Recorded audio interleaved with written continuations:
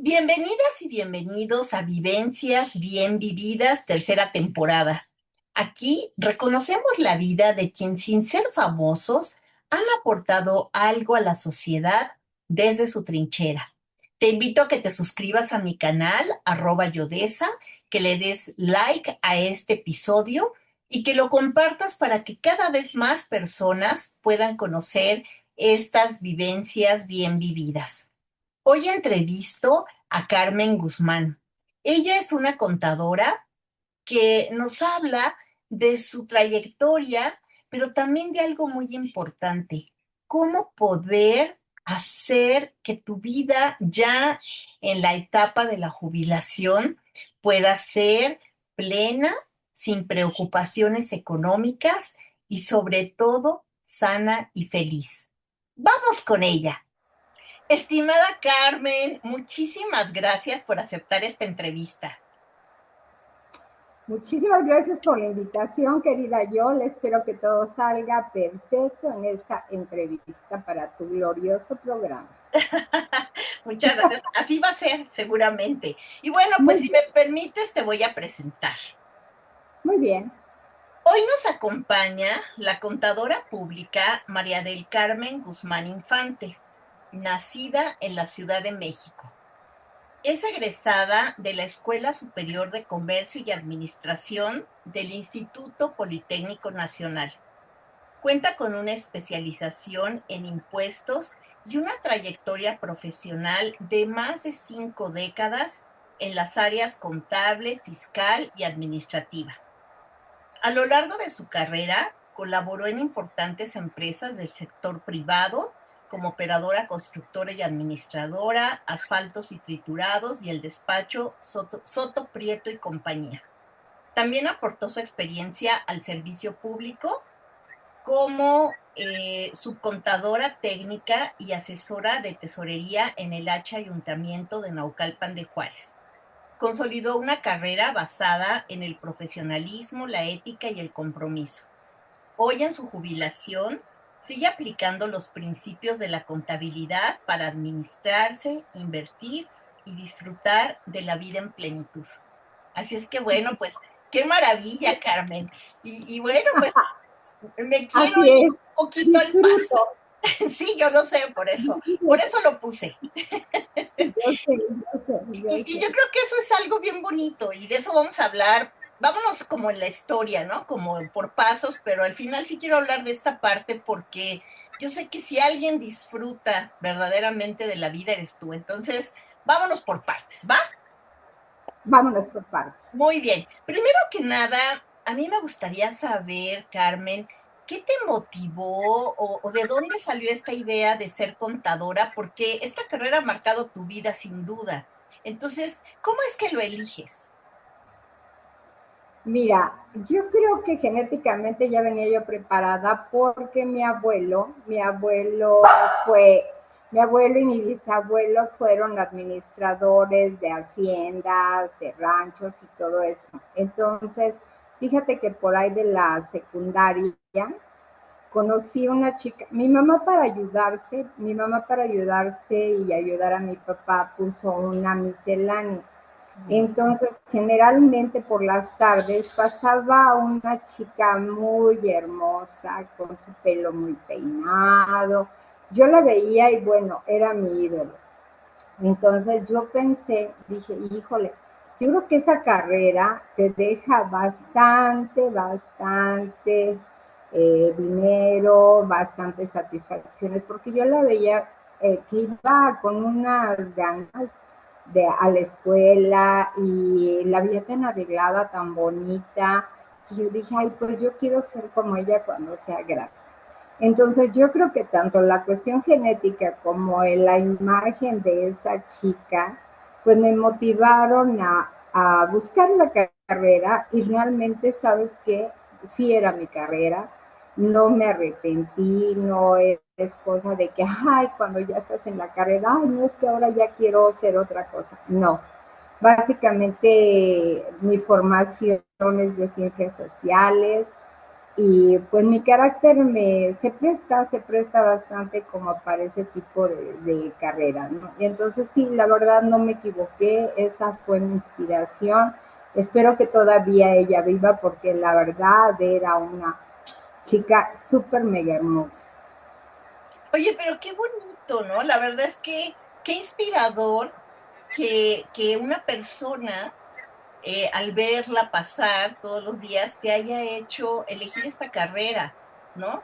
¿Por qué? Sí. Porque esta imagen que ella daba, pues a lo mejor para ti fue aspiracional, ¿no? Y yo creo que qué bonito. Y si ella lo supiera, como tú bien dices, si aún viviera y que ella lo supiera, sería maravilloso. Sí, la verdad, sabes que yo sí le agradezco porque aparte de todo, muy bien cuidada, muy educada, pero sí se le veían las ganas de ir a la escuela. Y generalmente siempre pasaba y compraba unos Kleenex o compraba algún dulce o algo porque me decía, es que a veces las clases son largas y tú no puedes estar saliendo y ese tipo de detalles lo hablaba con tanta emoción y optimismo que la verdad sí yo dije, pues creo que le va muy bien en esa carrera y la verdad sí, la verdad no me quejo, esa inspiración fue padrísima. Oye, qué bien. Y entonces, pero estudiaste en el Poli, ¿verdad? Sí, en el Instituto Politécnico Nacional. Fíjate que debo comentarte, no por menospreciar a la Universidad Nacional, pero son instituciones diferentes. La universidad está más hacia las áreas humanísticas y el Politécnico más hacia la área técnica de cálculos y demás. Entonces, no menosprecio a los contadores egresados del Politécnico, pero cuando yo estudiaba desde la vocacional, que es el equivalente a la preparatoria. Entonces, desde la vocacional tú ya llevas la rama que te va a servir técnicamente para la carrera que elegiste. Entonces, yo considero que en los tiempos en los que yo estudié el Politécnico era la mejor opción. Ok. En realidad, sí, bueno, pues obviamente el Poli tiene esta fama de la tecnología, las ingenierías, ¿no? Pero yo no sabía que tanto por la contabilidad, ¿eh? Sí, es que sabes que todas las carreras que son técnicas, por ejemplo, las ingenierías, las cuestiones químicas, en donde sí yo considero que el Politécnico en el tiempo en el que yo estudié no era como a nivel de universidad, pues era, por ejemplo, la de medicina. La de medicina yo siento que más bien era como una medicina, como médicos rurales, no sé, esa es la impresión que me da, porque obviamente pues la Universidad Nacional tenía un potencial, pues nada que ver con el Politécnico, porque de acuerdo a lo que yo sé, el Politécnico fue creado por Lázaro Cárdenas efectivamente para ayudar a los hijos de los trabajadores. No era necesariamente la situación de ayudar a la gente potentada o a los intelectuales, sino más bien a tener una producción de gente técnica que desarrollara el país.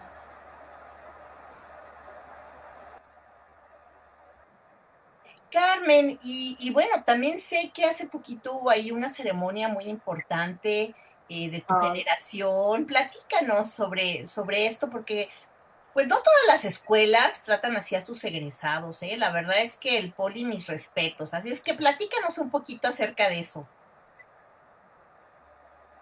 pues fíjate yo que efectivamente cumplí 50 años de haber terminado la carrera y hubo un reconocimiento en uno de los auditorios y la verdad se hizo la develación de una placa, hubo una interpretación de unos artistas, se nos pasó uno por uno, estuvieron las autoridades de ahí de la Superior de Comercio y la verdad fue muy, muy emotivo porque considerando la generación que fuimos, realmente faltan pocos compañeros que desgraciadamente pues han pasado mejor vida. Entonces sí, estuvo padrísimo, padrísimo, padrísimo. Entonces sí, y haz de cuenta que eso fue un jueves. Y después el sábado se hizo una cena baile en el Club de Banqueros. No, fue una cosa espectacular, bailamos, recordamos tiempo, nos abrazamos, contamos anécdotas, la verdad fue una cosa increíble. Haz de cuenta que era yo una niña en su fiesta de cumpleaños. Bailé, canté, bueno, fue una cosa sensacional. Pero fíjate, afortunadamente, es más, todavía las autoridades nos dijeron que nos esperábamos para los 60 años. Entonces, imagínate, ya nos estaban diciendo que organizáramos la reunión de los 60 años porque había salido todo tan padre que realmente nos echaban porras por seguir como estamos física y mentalmente. Wow, ¿y más o menos de cuántos era la generación? Pues yo creo que la generación debe de haber sido como de unos, pues yo creo que unos 300, 250, 300, eran muchos grupos. Y sí nos contamos bastante, porque, bueno, generalmente ya ves que unos se separan y otros seguimos. Fíjate que es una cosa padre porque cuando yo estaba en la Ciudad de México, ahí nos reuníamos siempre al final de mes, entonces hacíamos unas reuniones que eran desayunos y total que terminábamos y el restaurante ya estaba poniendo todos los cubiertos y todo de la comida y nosotros estábamos ahí todavía.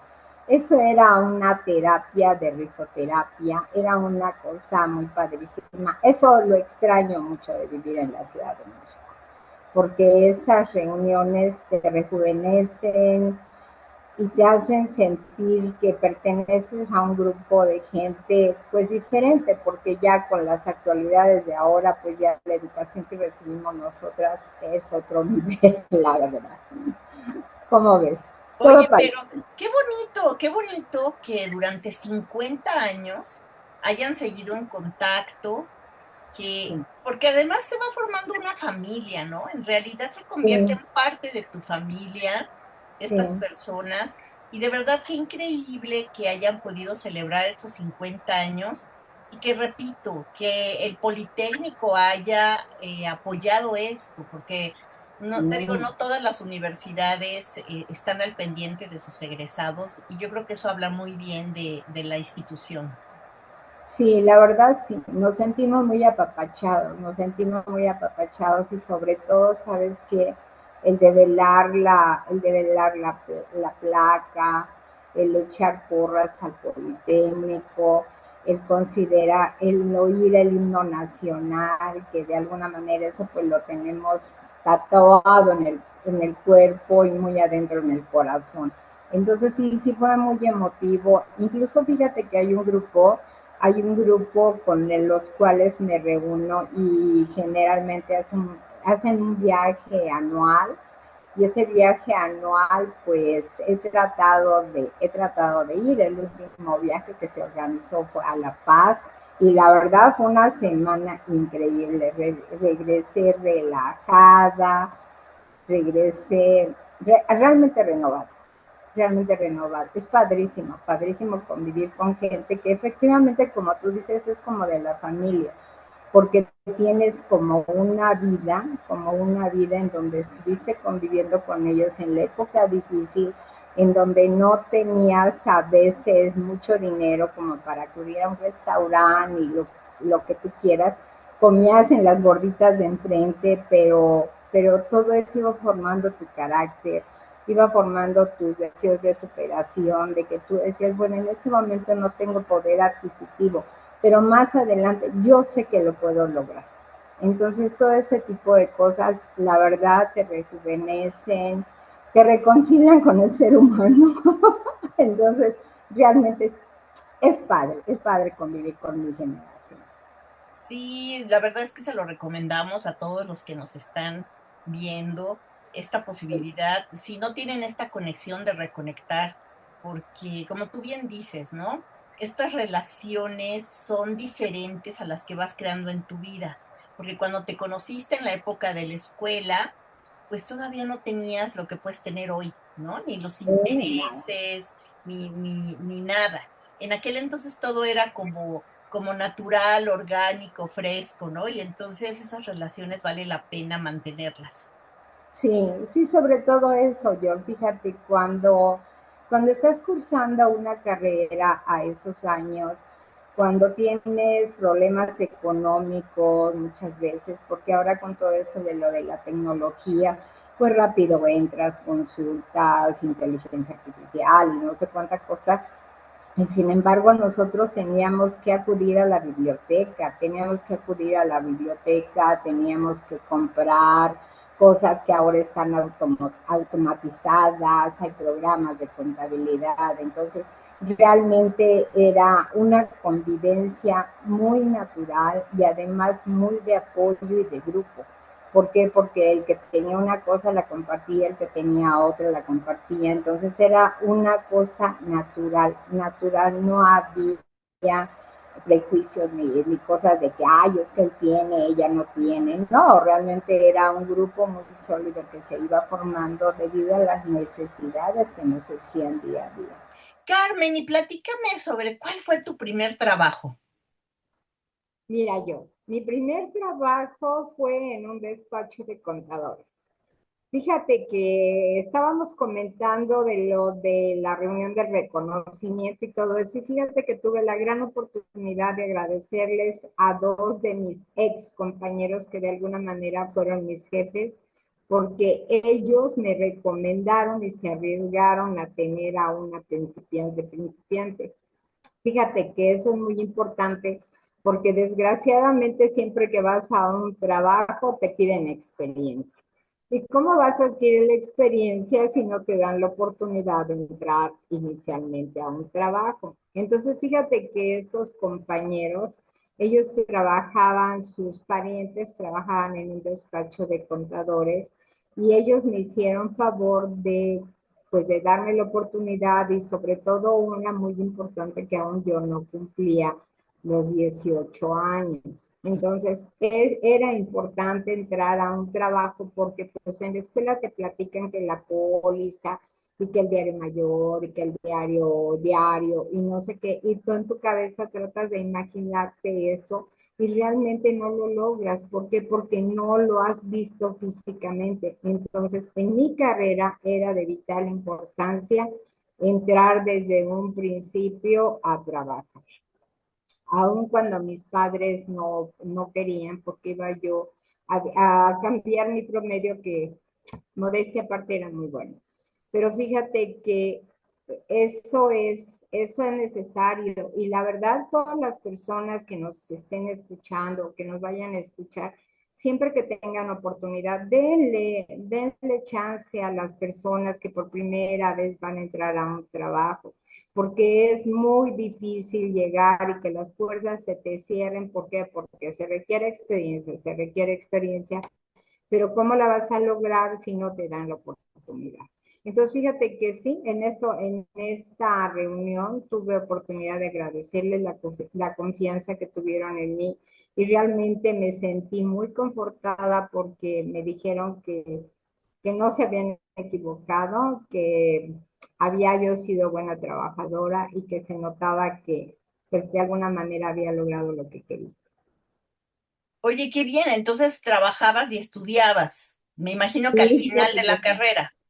Fíjate que sí fue un trabajo duro porque yo entraba a las clases a las 7 de la mañana y salía a las 9 de la mañana, corría a presentarme al despacho y en el despacho yo salía 4:15 para llegar a la Superior de Comercio y empezar clase a las 5 de la tarde. Y las clases se terminaban a las 9 de la noche o a las 10 de la noche o incluso los sábados también había clases. Entonces, dependiendo de cómo hubieras elegido a tus profesores, porque sí tenías la oportunidad de hacerlo en la profesión. Wow, no, pues no debe haber sido fácil y yo creo que eso todavía es más meritorio, ¿no? Porque también es un hecho que independientemente de los trabajadores, digo, de los empleadores, como tú dices, que les den oportunidad a los chavos, también yo creo que es bien importante que los papás suelten a los hijos y que empiecen a trabajar o a hacer prácticas desde antes de precisamente salir de la carrera, porque como bien dices, si no tienen experiencia, pues ya titulados, tampoco es tan fácil que les den trabajo o que les paguen bien porque no tienen una experiencia, ¿no? Y además, yo pienso que empiezan a apreciar más lo que tienes cuando trabajas y estudias.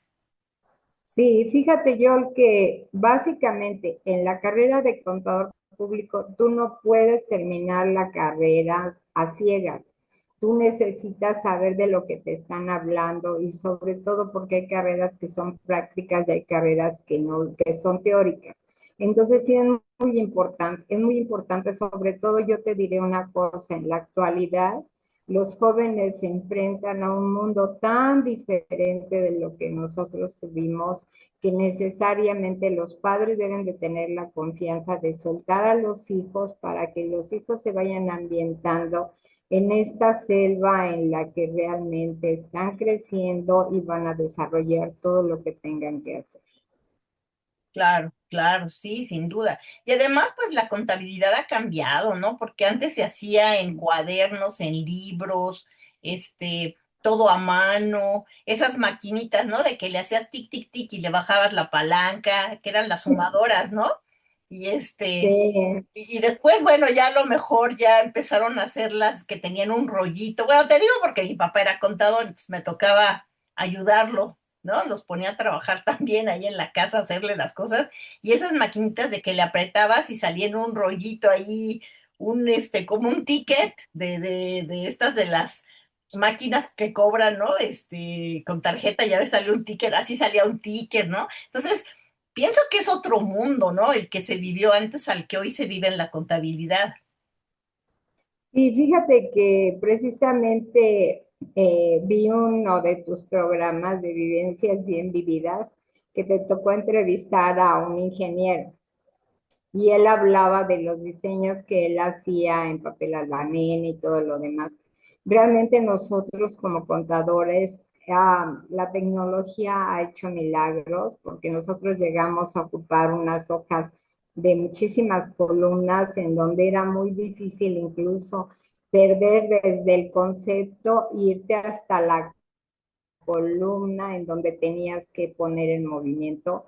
Realmente, pues sí, en la actualidad todo es cuestión de dar los datos. Aquí ahora lo importante no es tanto la capacidad como para seguir y tener el cuidado, sino realmente ahora en la actualidad los programas de contabilidad te procesan la información. Ahora el cuidado que debes de tener es efectivamente estar alimentando bien a los programas para que efectivamente te den un buen producto y un buen resultado a toda la información financiera. Claro, claro. Carmen, y también sé que en una parte de tu vida trabajaste en el gobierno. ¿Cuáles son esas diferencias que tú notaste de trabajar en la empresa privada y en el gobierno? Pues mira, la empresa privada es un círculo muy cerrado en donde tú tienes que comportarte de determinada manera, tú tienes que tratar al cliente, el cliente para ti es, pues, es una persona definida.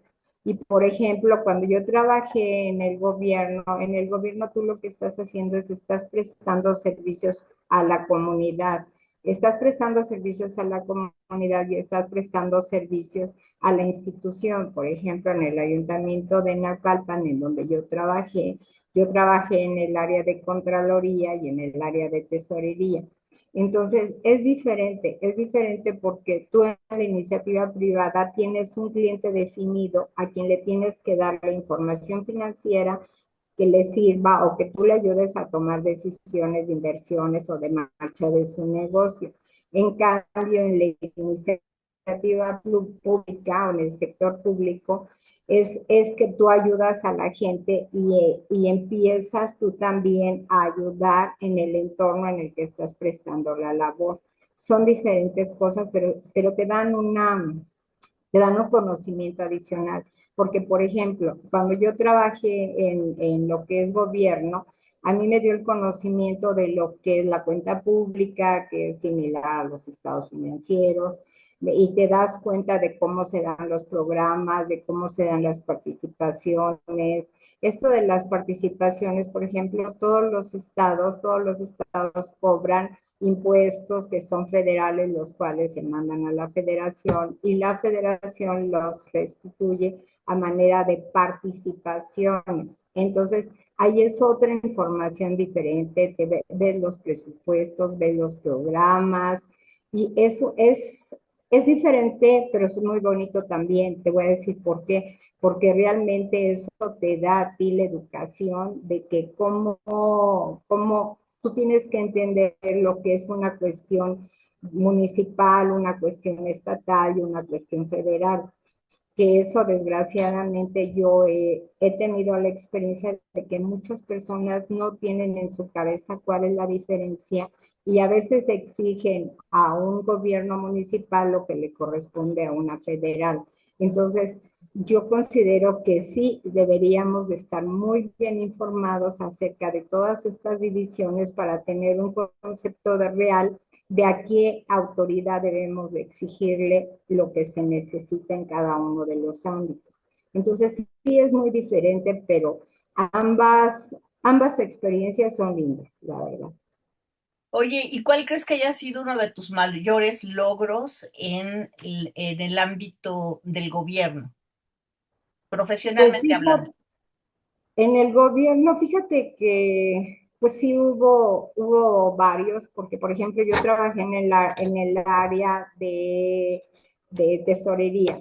En el área de tesorería yo formé parte de lo que es el comité de adquisiciones. El comité de adquisiciones es el que revisa todas las licitaciones y interviene. Entonces, tú tienes ahí oportunidad de determinar cuál es la mejor opción en cuanto a lo que le vas a dar a una licitación, a un proveedor y todo lo que conlleva en cuestión de fianzas, en cuestión de términos, en cuestión de que tú te asegures que es el mejor precio en el mejor tiempo y la mejor calidad. Entonces, yo creo que eso me sirvió también cuando estuve en Contraloría. A mí me gustó mucho. ¿Por qué? Porque Contraloría, haz de cuenta que es el sheriff o es la autoridad que va a revisar a cada una de las áreas que entregan, que están trabajando en el municipio. Entonces, había quejas de la ciudadanía que sí era muy importante darle seguimiento, porque le estaba resolviendo al ciudadano lo que necesitaba. Entonces, sí es lindo porque hay gente que te agradece de manera personal el que tú les hayas ayudado legalmente a que recibieran su derecho, a que recibieran su derecho y que todo el mundo saliera. La autoridad como autoridad que cumpliera lo que tenía que y el ciudadano también mediante la obligación de cumplir con lo que tenía que cumplir. Claro. Y en el ámbito privado, en los despachos que trabajaste, ¿cuál crees que fue tu mayor aportación? Pues fíjate que yo creo que el trato que tú tienes con los clientes, la seguridad que tú les das al entregar la información, el hecho de desmenuzarles que, porque ahí la cuestión difícil no es la financiera en sí, sino más bien la fiscal. Entonces, tú tienes que guiar a todos los contribuyentes a que cumplan las leyes y que tú les digas exactamente cuál es el riesgo que están corriendo en cuanto a si hacen o no hacen respecto a lo que dice la ley. Entonces, una de las satisfacciones que como contador tienes es decirles por escrito la situación en la que incurrirían en el momento en el que no cumplan las disposiciones fiscales al pie de la letra.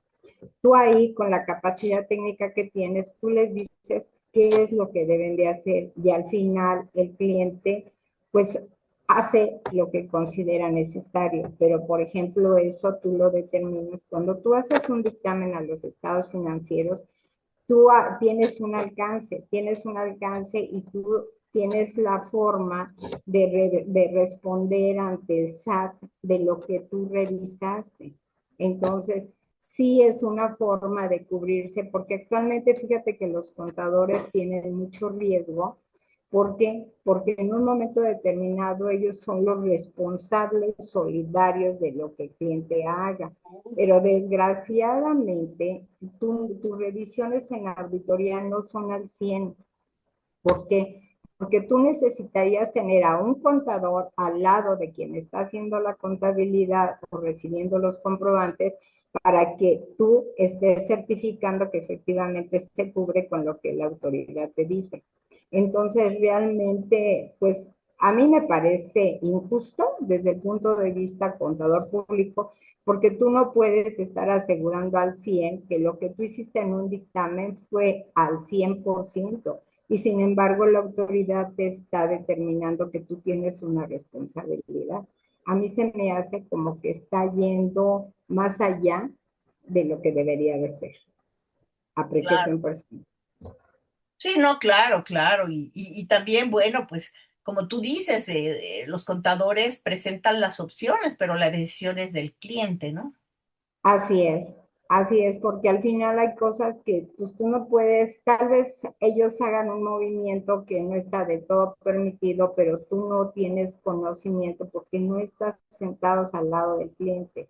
Ah, Entonces, si tienes la experiencia y tu revisión y el alcance de tu revisión dio como para que te dieras cuenta, pues padrísimo, pero si no, pues no te puedes hacer responsable al 100 de lo que tú estás auditando en este caso, ¿no? claro, Llámese auditoría. Ujú. sí, sin duda. Y precisamente de aquí se desprende un tema escabroso sobre los A contadores. ver, a A ver ver, ese dime. perfil del contador, ¿verdad? Ah, ah, Es que, pues hay una imagen, ¿no? Del contador como una persona muy organizada, metódica, muy en las reglas, ¿no? Pero ¿qué tanto es real? Platícanos. pues yo creo que sí. Yo creo que sí, porque fíjate que yo pienso que el orden es básico en todos los aspectos de tu vida personal.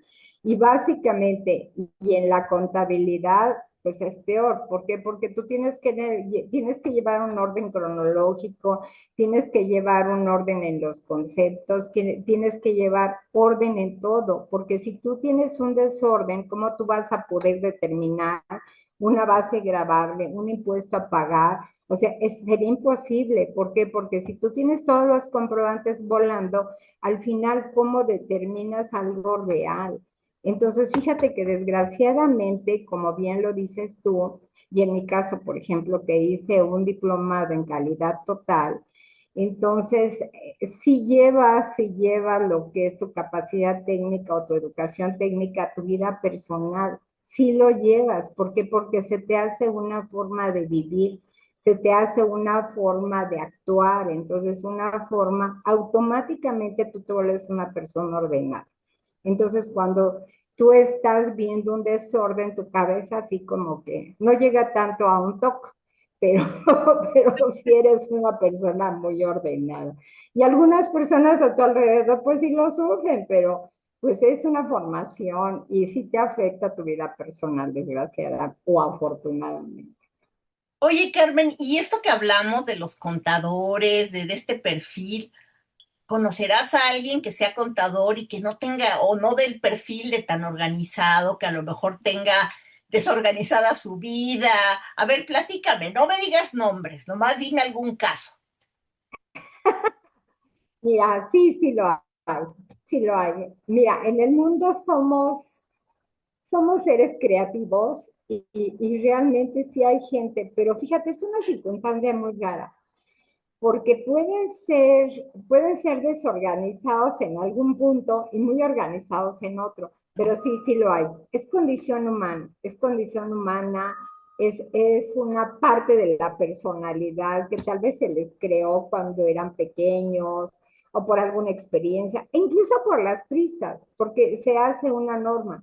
No es lo mismo que tú vayas a trabajar y que ya tengas una figura establecida y todo eso, y que sin embargo tomaste las cosas tan a la carrera que a lo mejor tu casa es un desorden y que por el otro lado tú sales muy peinadita, pero que no vean tu casa. Sí, sí los hay, sí los hay. Es condición humana y es de alguna manera pues son las costumbres que vamos tomando mientras vamos creciendo, mientras nos vamos formando. Sí, sí los hay yo.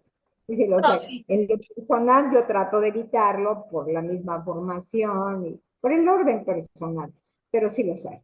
Seguro que claro, los hay. claro. Y este comentario es simplemente porque todo el mundo dice, ¿verdad? Que los contadores son muy ordenados, pero no, nada contra los contadores. Mi papá era No, contador. Qué no. maravilla, hay que aprenderles mucho, ¿verdad? Así es que creo Oye, que además te voy a decir una cosa, yo. Habemos algunos contadores cuadrados, otros triangulares, otros octagonales. Todo depende de cómo nos ha tratado la vida y la personalidad que hemos ido adquiriendo a través de la vida. así es, sin duda.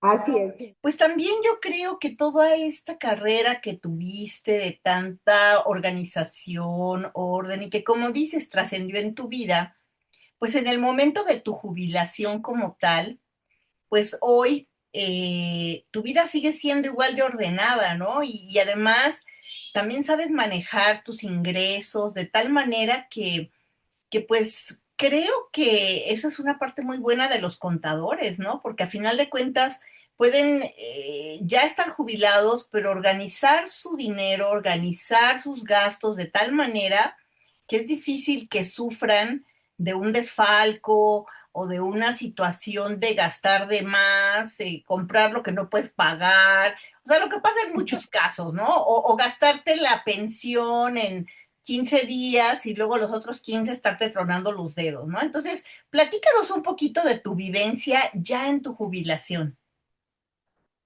Fíjate, yo que bien lo dices. Yo creo que una de las cosas que debemos enseñar nosotros a los jóvenes es que la juventud no te dura para siempre. Y el hecho de prever es vital. ¿Por qué? Porque yo conozco personas que dicen, y su lema es, el dinero se hizo para gastar. Pero desgraciadamente no es tan fácil. No es tan fácil, ¿por qué? Porque una de nuestras materias que nosotros llevamos y que le aplicamos a la vida personal son los presupuestos. Mm. Entonces, obviamente tú tienes un ingreso, tú tienes una cantidad de gastos y si tú no tienes cuidado en equilibrarlos y sobre todo dejar un margen para el día de mañana, entonces desgraciadamente si no tienes esa organización, algo está mal. Entonces, te estaba comentando de la compañera que vi. La compañera que vi, yo en la actualidad cuento con 71 años. Ella debe de andar más o menos por la misma edad porque somos de la generación. Pero yo veo que ella sigue trabajando y que, por ejemplo, cuando se habla algo de hay que cooperar o hay que ir o hay que viajar o algo, ella siempre dice que no puede. Entonces, desgraciadamente, hay gente que pasa la vida sin prever que va a llegar el día del otoño y va a llegar el día del invierno. Entonces, si nosotros lo estamos viendo en el reino animal, en donde tú estás viendo que hay animalitos que se llevan a su cueva la comida porque va a haber el invierno, porque no va a haber verdes, porque no va a haber frutos, entonces eso lo aplicamos al ser humano y debería de ser una norma, pero fíjate que yo he visto que muchas personas llegan al invierno de la vida, que es en donde yo estoy en este momento, y se truenan los dedos. ¿Para qué? Para que, es que no me alcanza, es que no puedo, es que tengo que trabajar. Entonces no pensaron, no planearon que iban a llegar a una vejez y que tenían que llegar los recursos a alcanzarles para que se vayan. Entonces sí, afortunadamente tengo una pensión, no tengo problemas para comer, no tengo problemas para pagar mis impuestos, ni nada que se. Y eso me da una seguridad y una tranquilidad y eso me resta que el cortisol y el estrés y todo eso. No, afortunadamente creo que mi carrera me sirvió para prever el llegar al invierno que es en el que estoy. Y No, en el afortunadamente, verano, todavía estás en el verano, Carmen. O sea, estás entera, pues muy sí. jovial, sana. No, hombre, apenas verano tirando a otoño. Ok, ok, te acepto, te acepto. Pues mira, afortunadamente también, es que todo va con todo yo. Porque, por ejemplo, si yo no tengo una vida llena de estrés, entonces obviamente mi salud es buena. Obviamente no tengo que gastar en medicinas, mi cuerpo no recibe medicinas que los perjudique. Entonces, como estar en una glorieta tú vas dando vueltas y vueltas y vueltas, y si esas vueltas las estás recorriendo de una manera infructuosa, pues ¿qué es lo que vas a recibir? Vas a recibir cosas que no te convienen. Por ejemplo, una persona obesa. Es una persona obesa que está gordita, ok, pero esa gordura le impide caminar. Esa falta de camino le da motivación a tener más tiempo libre para estar come y come, y después no va a poder caminar y después se va a enfermar. Entonces, toda nuestra vida es una consecuencia de decisiones que tomamos. Entonces, ahí es en donde yo te digo, a mí sí me sirvió mi carrera porque soy estructurada, porque las decisiones que tomo no es al feeling, son circunstancias medidas, son riesgos medidos, es la precaución. O sea, no dejo de disfrutar, no, no lo dejo. Porque ¿qué pasa si el día de mañana, pues hablando de mundial, me silban y me dicen el partido se acabó? Pero ya lo que viví, lo viví a gusto, sin mantenerme al margen o sin estar pensando en que si me lo gasto todo. No, no, no. O sea, yo creo que es conciencia. Debes de ir las cosas razonadas, pensadas, planeadas, presupuestadas, y eso te lleva obviamente a una conclusión exitosa.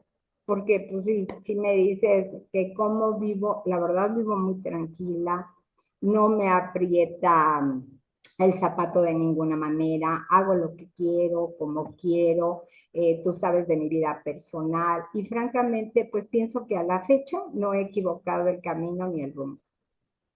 Fíjate que esto es tan valioso, Carmen, porque yo creo que aún estando ya en cierta edad avanzada, puedes retomar el camino y ordenar tu vida y ordenar tus Así gastos es, y como que no es que ya seas un caso perdido, ¿no? Sino yo creo que todos los sí, días ¿no? tienes la oportunidad de renovarte y me encanta esto que nos platicas porque sí tenemos que hacer esa conciencia de que no Así sabemos qué es, va a suceder, cuánto tiempo más vamos a estar aquí y que a lo mejor por ahí nos va a hacer falta un colchoncito de dinero, porque quienes tienen o no tienen hijos, eso es lo de menos, porque nada es garantía.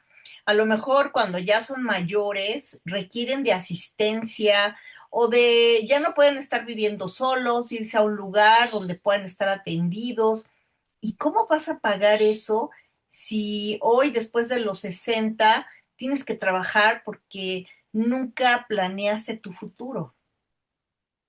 así es. Fíjate que sí, debo decirte algo que también viene a perjudicar a los jóvenes en este caso, porque por ejemplo la ley del Seguro Social del 73, pues a nosotros de esta edad nos garantiza una suma asegurada de aquí a que te mueras. Ujú. Pero desgraciadamente los cambios que se hicieron a todas estas leyes determinan que los jóvenes tienen que ahorrar para tener una vejez asegurada. Entonces, si nosotros de esta edad planeamos, te lo juro que los jóvenes, para cómo se están dando las cosas, tienen la necesidad de tener una mentalidad del ahorro. No sé, determinar 10% que lo vayan metiendo a una alcancía como en los viejos tiempos, no lo sé, y que se averiguan en inversiones, son chicos que manejan muy bien la tecnología y tienen un abanico de posibilidades. Pero ¿cuál es la base? La base es el ahorro. Entonces, si ellos no se procuran, Fíjate, nosotros como gente de antes, pues sí, ya tuvimos la oportunidad de trabajar y todo eso. Y como tú dices, podemos todavía retomar y recalcular nuestra vida, lo que nos falte pero la verdad, sí, nosotros no les inculcamos a nuestros jóvenes la costumbre del ahorro, no van a llegar en las condiciones que muchos de nosotros estamos bien. No lo van a hacer, ¿por qué? Porque desgraciadamente ya se hizo el plan diferente para las pensiones. Entonces sí debemos de decirles a los jóvenes, ¿sabes qué? Métete en la cabecita que tienes que hacer el ahorro, pero el ahorro así, así, así, así. Y como te decía, del reino animal, o sea, si estamos viendo que va a llegar el invierno, pues hay que allegarnos todo lo que vamos a necesitar. Cuando ya no podamos estar, como tú decías, en una casa de asistencia, que no te vayan a rumbar, que tú solita eliges irte a una casa de descanso y que tengan la posibilidad de pagar para que te atiendan, porque al final ya lo trabajaste, ya tienes el derecho de disfrutar de algo que dices, bueno, ya no tengo la capacidad física para hacerlo, entonces que me lo hagan, pero tú estás en la posibilidad de hacerlo. Entonces, las personas que lo están, ahí sí van a tener un... Claro, claro, no, no, sin duda, esto de planear el futuro se puede retomar cualquier día y además, qué importante esto que comentas de los jóvenes, porque sí tienes razón, ellos ya no van a tener una pensión y tienen que ver que no es vivir el día de hoy, ¿no? Solamente, sino que también hay que pensar en el futuro y te la puedes pasar muy bien, pero también puedes tener ese guardadito que poco a poco va creciendo y te va garantizando plenitud, seguridad, felicidad y tranquilidad después de cierta edad, ¿no?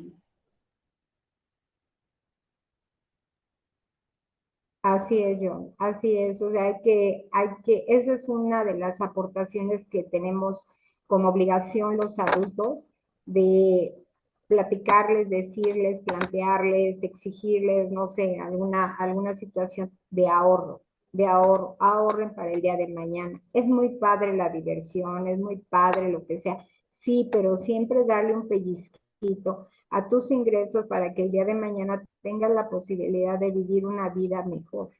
Porque si, no, pues el dinero se hizo para gastarse, mira, la vida se va tan rápido. Y nosotros decimos, ay, pues ahora que fui a lo de la ceremonia esta, dice 50 años se dice tan fácil. Y yo te puedo decir que yo sigo sintiendo como que voy a la escuela, como que me encanta estudiar, como que me encanta leer, pero 50 años son 50 años y se van así, de pura volada.